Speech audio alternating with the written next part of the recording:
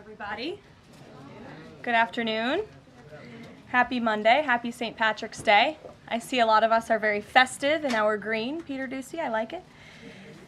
First today, I want to address the devastating tornadoes and storms that have impacted many states throughout the South and the Midwest. As of this morning, more than 40 innocent lives have been lost, and many communities have been totally destroyed. The president has been actively monitoring the situation, and the Trump administration is engaged with governors and local officials to restore affected communities and livelihoods. Everyone impacted is in our prayers, and President Trump is fully prepared to assist state and local officials as they recover from the horrific damage. The president has had a very busy weekend, making our country and the world a much safer place. President Trump ordered decisive military action against the Houthi terrorists in Yemen. These Houthi terrorists have engaged in piracy, violence, and terrorism against American ships for years under the Biden administration, costing billions of dollars and putting innocent lives at risk. Joe Biden's pathetic weakness invited these unacceptable attacks. But there's a new sheriff in town, and his name is Donald Trump. And the world is officially on notice. America has a commander-in-chief whose peace-through-strength approach is unwavering and should not be tested. As the president said, no terrorist force will stop American commercial and naval vessels from freely sailing throughout the world. Houthi terrorists and their Iranian backers should not cross President Trump again, and the president has made that clear today. On another important matter, President Trump signed a proclamation invoking the Alien Enemies Act regarding the invasion of the United States by the foreign terrorist organization Tren de Aragua. At the president's direction, the Department of Homeland Security carried out a counter-terrorism operation deporting nearly 200 violent Tren de Aragua terrorists, which will save countless American lives. Thanks to the great work of the Department of State, these heinous monsters were extracted and removed to El Salvador, where they will no longer be able to pose any threats to the American public. Tren de Aragua is one of the most ruthless terrorist gangs in the world, and they are responsible for some of the most heinous crimes that have occurred in our nation's history in recent years, including the savage murders of beautiful Laken Riley and Jocelyn Nungray. President Trump promised Laken and Jocelyn's families during his campaign that he would demand justice for their beautiful girls, and that's exactly what he did. As the president acknowledged during his inaugural address on January 20th, he pledged to invoke this act, and he has no higher responsibility than to defend our country from threats and invasions. President Trump will continue his historic efforts to seal the border and prevent these illegal invaders from coming here in the first place. As the New York Times is acknowledged over the weekend, President Trump's policies are working. Here's how the Times summed it up. Illegal crossings at the U.S.-Mexico border are down to their lowest level in decades. Once crowded migrant shelters are empty. Instead of heading north, people stranded in Mexico are starting to return home in bigger numbers.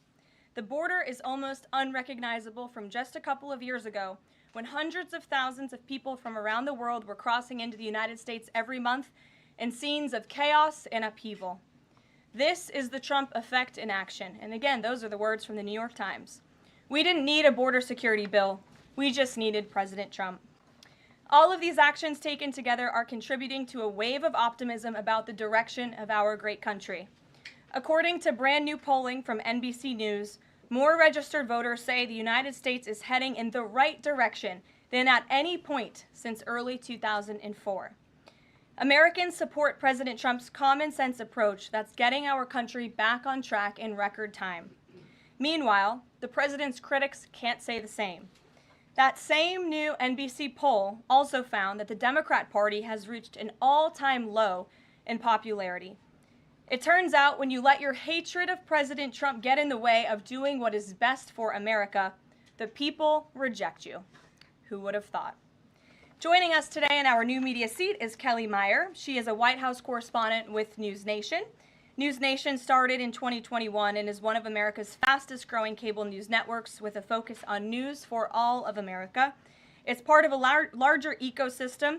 Nexstar, which is home to News Nation, the political website The Hill, the broadcast network The CW, and local Nexstar stations.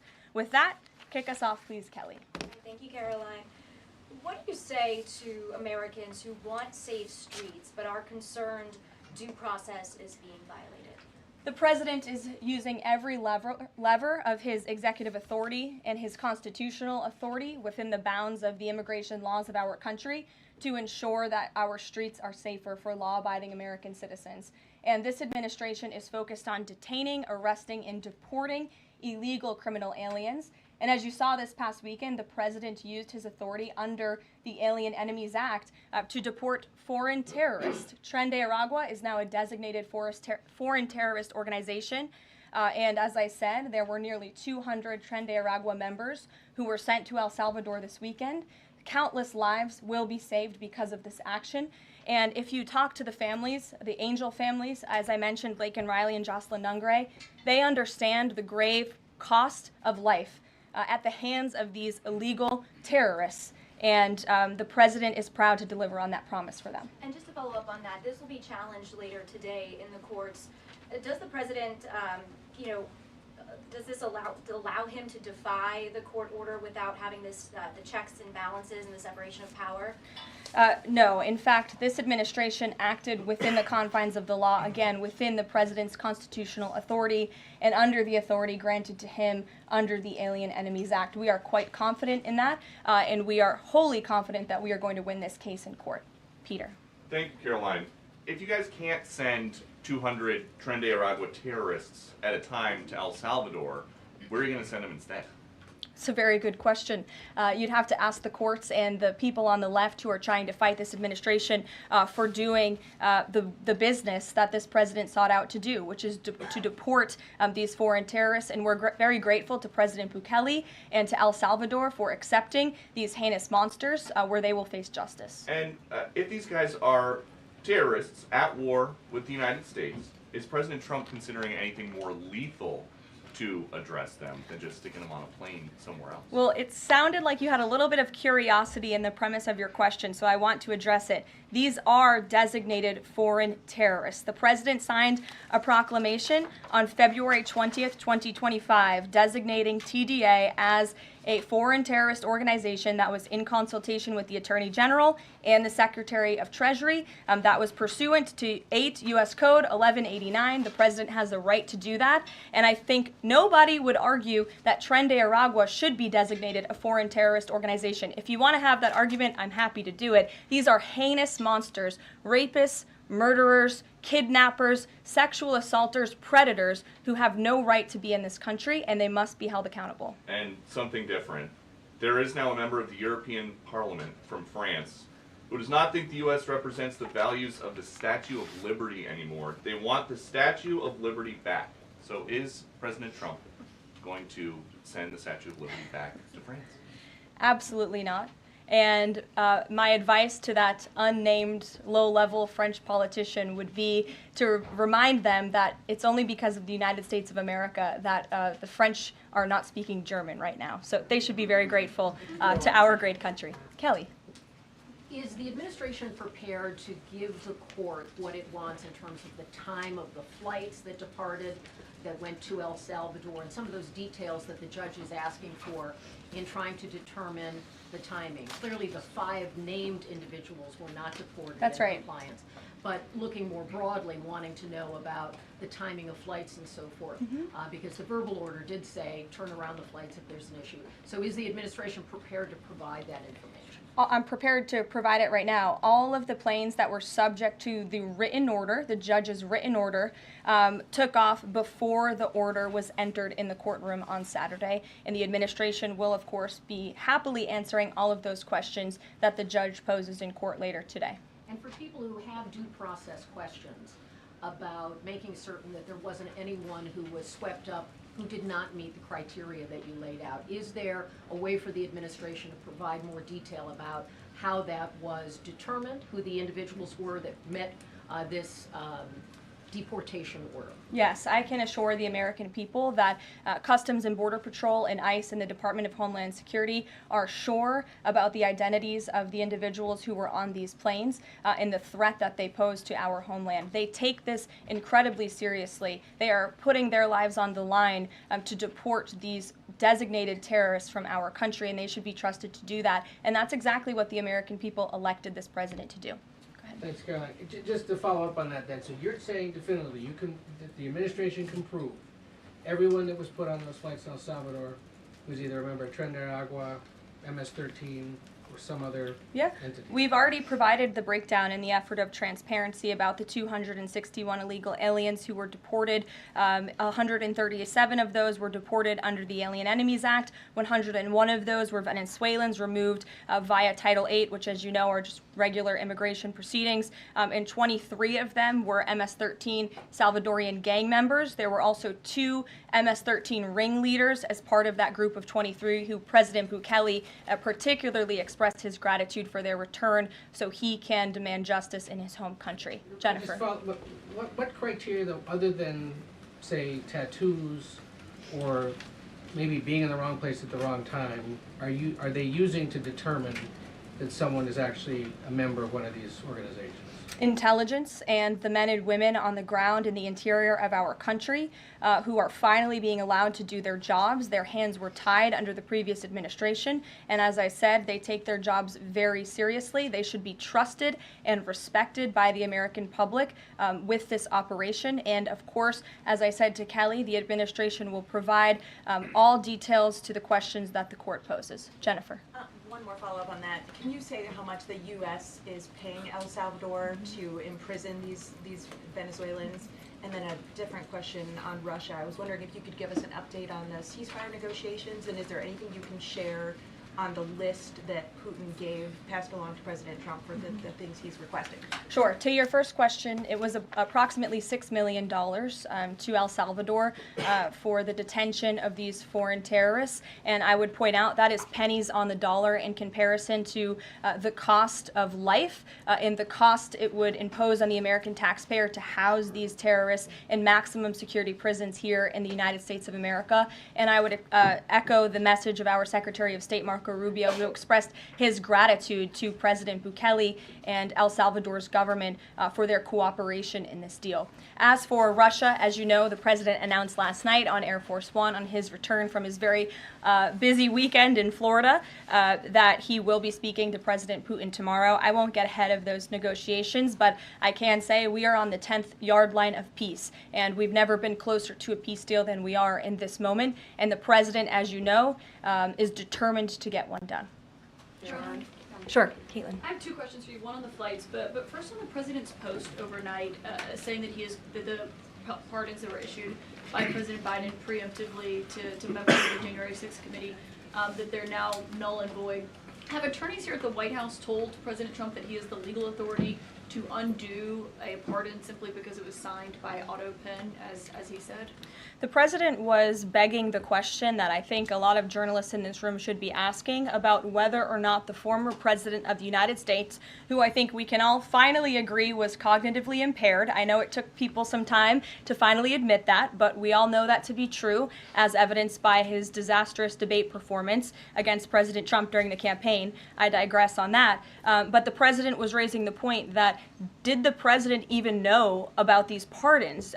Was his legal signature used without his consent or knowledge? And that's not just the president or me raising those questions, Caitlin. According to the New York Post, there are Biden officials from the previous White House who raised those questions and wondered if the president was even consulted about his legally binding signature being signed onto documents. And so I think it's a question that everybody in this room should be looking into, because certainly that would propose perhaps criminal or illegal behavior if staff members were signing the President of the United States autograph without his consent. Biden is on the record talking about issuing preemptive pardons to these people. But was he aware of his signature being used on every single pardon? That's a question you should ask the Biden White House. Is there any evidence on that he wasn't aware of it? You're a reporter. You should find out. Okay, Sean. on the flights, so I have a question on the timeline of the flights. You keep talking about the judge's written order, which hit the docket Saturday night at about 7:26 p.m., but he issued a verbal order before that at about 6:45 and 6:48 p.m. based on the court hearing. A verbal order from the bench. Does the White House feel the need to comply with a verbal order from this judge? Again, as I said, all of the planes subject to the written order of this judge departed U.S. soil, U.S. territory before the judge's written order. But what about the verbal order, which of course carries the same legal weight as a written order, and said for the planes to turn around if they were Well, in the air? there's actually questions about whether a verbal order carries the same weight as a legal order, as a written order, and our lawyers are determined to ask and answer those questions in court. Sean. Hey, so on Friday, the president suggested at length that it should be illegal to criticize judges, but he has repeatedly criticized judges who rule against him, and Elon Musk is calling for impeachment of judges who have opposed the administration. So how are those two things not in conflict? I have not heard the president talk about impeaching judges. I know you mentioned Mr. Musk's tweet, but I have not heard the president of the United States ask that. Mary. Hey, thanks, Caroline. I wanted to ask about this video I saw this morning set to the tune of, I believe, Closing Time, about deportations of illegal migrants. What's the strategy behind the White House's videos they've been putting out on this, and can you kind of talk us through the thinking on these videos? Sure. I think the White House and our entire government clearly is leaning into the message of this president. And we are unafraid to double down and to take responsibility and ownership of the serious decisions that are being made. The president was elected with an overwhelming mandate to launch the largest mass deportation campaign in American history, and that's exactly what he is doing. And to this very day, we are now, I think, 56 or 7 days into the administration by my count. The president still receives an overwhelming public support for the policies that he is enacting. So we are unafraid to message effectively what the president is doing on a daily basis to make our community safer. And the specific video you referenced, I think it sums up our immigration policy pretty well. You don't have to go home, but you can't stay here. Go ahead. Thanks, Caroline. I have two questions. First, will President Trump put sanctions on Russia if the talks on Tuesday don't go as hoped? And secondly, have any illegal immigrants self-deported through CBP home yet? To your first question, it's something the president has floated, and certainly he's willing to do if necessary. I don't have anything to read out, and I would never get ahead of the president on such a serious decision. To your second question about the CBP Home app, I would have to check in with the Department of Homeland Security, but it's a great question, and we're very proud to repurpose this app, which the Biden administration abused to facilitate the mass illegal entry of illegal immigrants into our country. It was like a fast pass at Disneyland.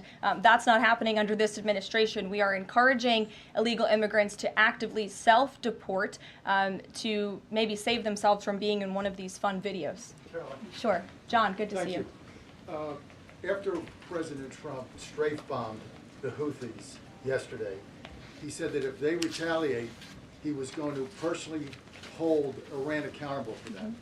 Holding them accountable, what would that look like?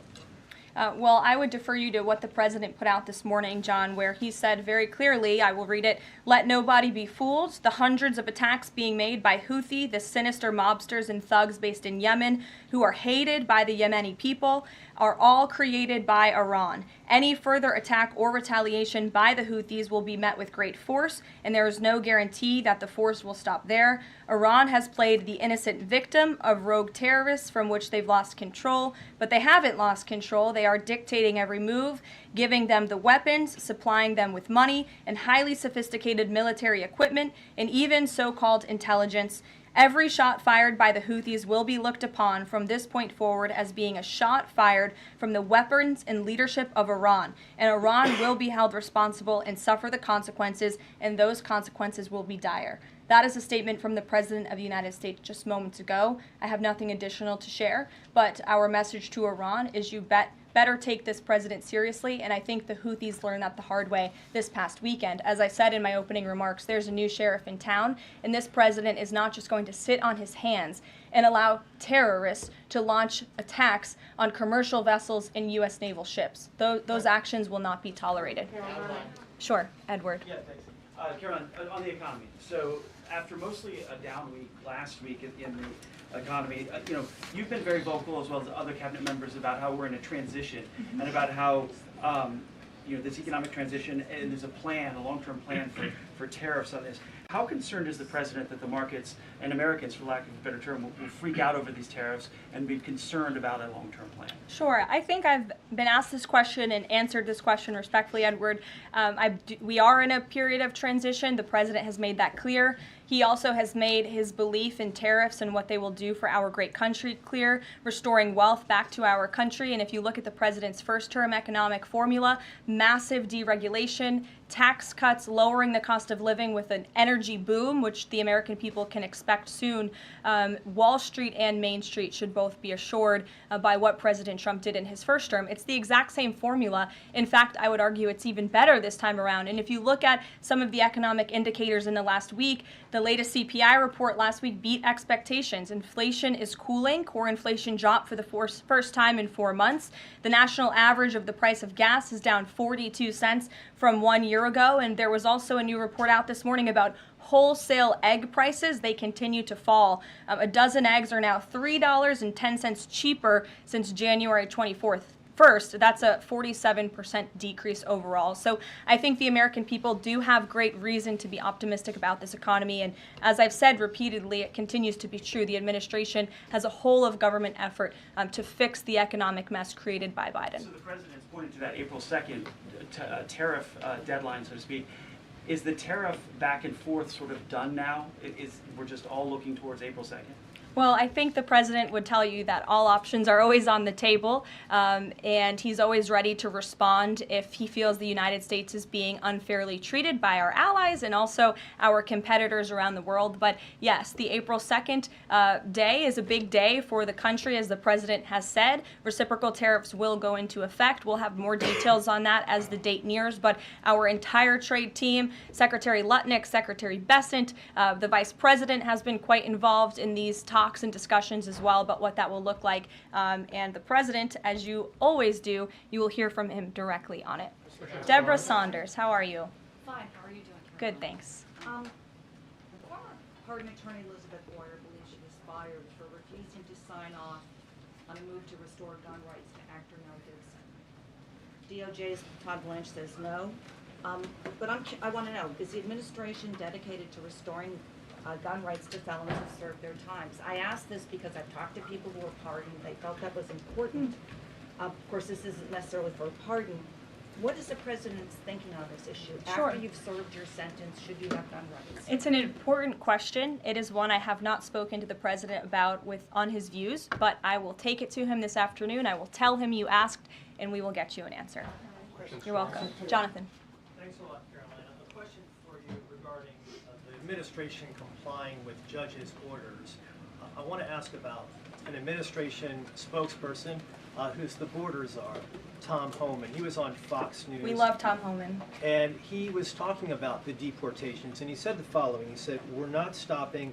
I don't care what the judges think," which seems to me, just reading that, that you don't care what orders come from the federal bench. Is that the case? Can you clarify that, please? Well, I think since you just quoted Tom, I'll quote Tom. He said, "I don't care what the judges think, but I can assure you that the administration is complying with the court order." And as I've said repeatedly from this podium, all of the flights that were subject to the judge's written order departed before the written order, and we are prepared to make that case in court later this afternoon. Reagan. And then if I could, on Russia, the president, as you pointed out, Caroline, made some remarks on Air Force One coming back from Florida, and he seemed to indicate that the conversation tomorrow concerns essentially dividing up assets, dividing up territory associated with the war in Ukraine.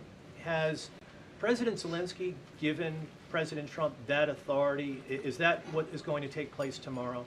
Well, as you know, the president and his entire national security team have been engaged directly with President Zelensky and the Ukrainian team and that has been part of the discussion between the president's team and the Ukrainians. As for where those lines will be drawn or any specifics, I am not going to get into that from this podium. It would be unwise for me to get ahead of the president's call with President Putin tomorrow. But again, I can assure you, in the effort of transparency, as this president always does, you will hear from him or one of us directly after that phone call tomorrow. Reagan. Thank you, Caroline. There's a lot of focus on the judicial branch right now. The president has about 40 judicial appointments that he could make at this moment. Do you have an update on what the timeline would look like for those judicial appointments? And does the president have a list of potential nominees that he's vetting? I do not have an update on a timeline, nor do I have a list, but I can certainly have our team gather that for you and provide it. You're welcome. Sure. Go ahead. Thank you, Caroline. Sure. Thank you, Caroline. Go So ahead. the president is visiting the Kennedy Center this afternoon to He attend is. a board meeting. A question about what happened a few weeks ago. The Kennedy Center got bomb threats targeting a performance by Shingyun Performing Arts, which is an American company showcasing China before communism. This company has been targeted, unfortunately, by the CCP for years. I'm wondering if this administration has a response to this, and also as the president is putting an emphasis on arts and culture, what's the administration's message to potentially foreign state actors who are trying to disrupt that in the U.S.? Don't disrupt it. This administration will take that very seriously and hold you accountable. We obviously condemn any violence or threats of violence against American institutions. And the president will be traveling to the Kennedy Center later this afternoon. I look forward to going with him. As you know, he is now the chairman of the board of the Kennedy Center, where he hopes to restore arts and culture that embrace American tradition, don't disparage it, as we have unfortunately seen over the past several years. The president will be doing a tour of the center. In his business developer mind, I'm sure he will make some recommendations on how the center itself can be improved, but also we'll be discussing perhaps some future plays and musicals and theatrical programs that the center will be hosting under his new leadership and the board's new leadership. Daniel. Will the president be discussing with Putin tomorrow the future of Volodymyr Zelensky? Sort of a follow-up to John's question. Again, I've been asked and answered this question now. I'm not going to get ahead of the president's discussion tomorrow, but after the phone call takes place, I can certainly provide a readout. Daniel. Caroline, thank you so much. You mentioned earlier in the briefing that you guys are at the 10-yard line of peace. Given the amount of progress that you've made in such a short amount of time, is that an indictment of the previous administration's foreign policy stance, and is it just more proof that you need to talk to people to sort of get things done? I think so. I think the previous administration is the reason this war began. As President Trump often says, this war would have never started if he were still in office. It only started because of the incompetence and the weakness of the previous administration. And President Trump is very proud of the progress that he and his team have made in such a short amount of time. And hopefully tomorrow that progress will move forward. Sure. Thanks. There have been some media reports just in the last few hours that the administration has decided to withdraw from the International Center for the Prosecution of the Crime of Aggression against Ukraine, which is designed to hold Putin accountable for war crimes. Are you able to confirm that? And if that has occurred, why has that occurred? I'm not able to confirm it because I have not heard that. I will caution, I know there have been many inaccurate and misleading reports from Reuters lately, so I would caution anybody taking that seriously, but I can check in and get back to you. Rachel. Thanks, Caroline. Is it the president's belief that the Justice Department should be investigating members of the January 6th Select Committee? Is he directing the DOJ to do that? As the president made it very clear in his address on Friday, I believe some of you were there, I was there, he made his vision for what he would like to see of the Department of Justice very clear, but he said that he has appointed great people in Attorney General Pam Bondi and also in our FBI Director Kash Patel to do what they think is best for our justice system and to stop the weaponization of justice that we saw under the previous administration against not just President Trump but his supporters as well. We want to restore the Department of Justice to an institution that focuses on fighting law and order and crime and putting real criminals behind bars, not targeting Americans because of their religion or their political speech. We saw that under the previous administration and it's unacceptable to this president. And just to follow up really quickly on just Homan's comments from earlier, a few weeks ago in the Oval Office, the president said he will always abide by the courts. We heard what Tom Homan said earlier today. So I'm only asking just to be clear for the American people. It is the administration's belief that they will that you feel like you are bound to comply by the judge's orders? We are complying with the judge's orders. Question on the storm. Sure. What role does the president see for FEMA with these storms? He's talking about getting rid of FEMA, states handling their own disasters. Does he plan to change how the federal government responds to these storms? There hasn't been a change yet. That doesn't mean there couldn't be in the future. But as of right now, the president, the entire administration are actively monitoring the storms, as I said. In fact, before I came down here, there was an email note in my inbox from the Department of Homeland Security on what they are actually doing state by state across the board. So rest assured, Secretary Noem and her team is on it, and I would defer you to the Department of Homeland Security for any further details. One more question. The president referenced power plants with a conversation with Vladimir Putin. What is he referring to with power plants? What is that? There's a power plant that is on the border of Russia and Ukraine that was up for discussion with the Ukrainians, and he will address it in his call with Putin tomorrow. The nuclear plant. Correct. Okay. Yes. Caroline? Do you have a question? Yes. Okay. I wanted to ask you if you would be releasing more granular data about the people who were sent to El Salvador this week. Particularly, will you be releasing their names?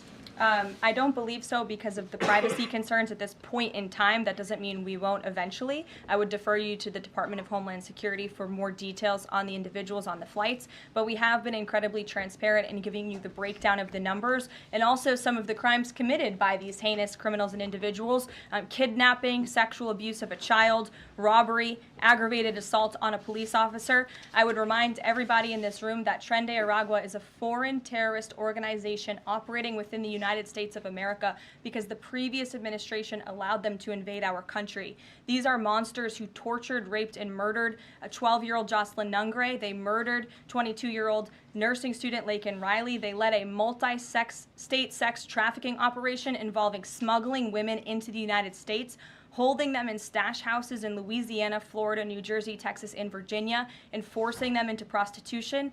They kidnapped and murdered a 33-year-old woman in Texas. They sexually and physically assaulted a woman and her daughter in Wisconsin. They conducted a mass shooting in Illinois. They peddled untraceable ghost guns across New York City, took over an Aurora, Colorado apartment complex where they kidnapped and tortured victims. And by the way, many of you in the mainstream media said that didn't happen. It turned out that it did. And because of the effective immigration policies of this administration, those foreign terrorists were detained and they are no longer operating on American soil, and we have President Trump to thank for that. We'll see you guys later at the Kennedy Center. Thanks so much. Thanks, Caroline.